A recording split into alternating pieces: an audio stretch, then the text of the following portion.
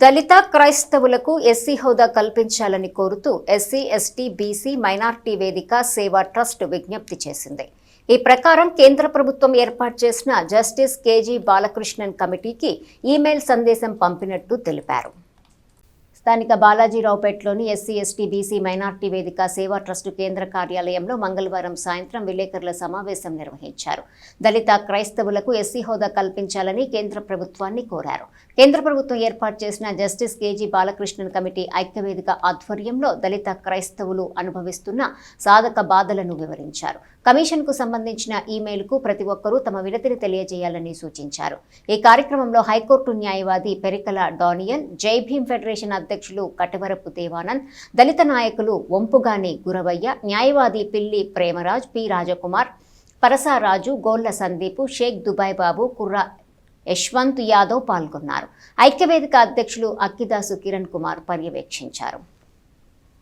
SC ST BC minority ఐక్యవేదిక ఆధ్వర్యంలో దళిత క్రైస్తవులకు SC హోదా కల్పించాలని కోరుతూ దాని విషయమై కేంద్ర ప్రభుత్వం వారు ఏర్పాటు చేసినటువంటి జస్టిస్ కేజీ బాలకృష్ణ గారి కమిషన్కి మన యొక్క విన్నపాలని మెయిల్ రూపంలో పంపాలని చెప్పి అందరు కూడా మనం ఈరోజు ఈ పత్రికా విలేకరుల సమావేశంలో కూడా చర్చించడం జరిగింది.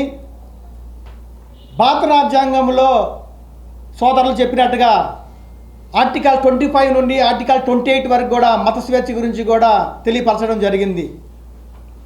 మతం మారినా కూడా కులం మారదు కాబట్టి ఇప్పుడు ఉన్నటువంటి పరిస్థితుల్లో ఏ విధంగా అయితే ఎస్సీ కులాల్లో ఉన్నటువంటి ప్రతి ఒక్కరు కూడా అంటరానితనాన్ని అమానుషత్వంగా ఎంతో బాధ కలిగించినా కూడా వారు అప్పుడు ఉన్నటువంటి పరిస్థితుల దృష్ట్యా క్రిస్టియానిటీలోకి వెళ్ళి చదువుకొని మంచి ఉద్యోగాలు వ్యాపారాల్లో కూడా వారి యొక్క దైనందిన జీవితం ముందుకు సాగిపోయారు.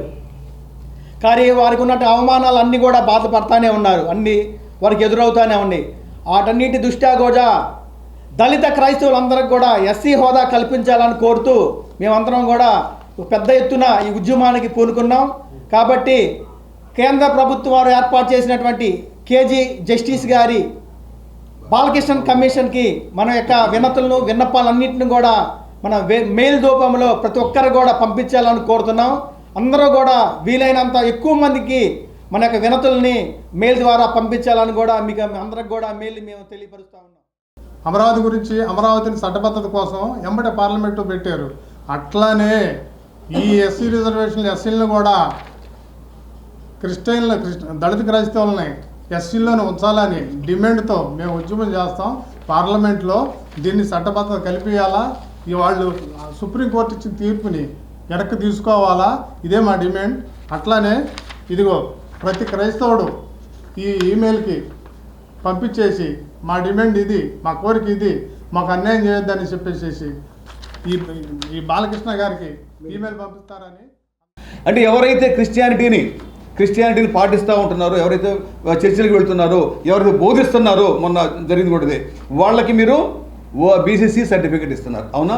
అటువంటప్పుడు ఇది కేవలం ఈ దళితులకే సంబంధించిందా?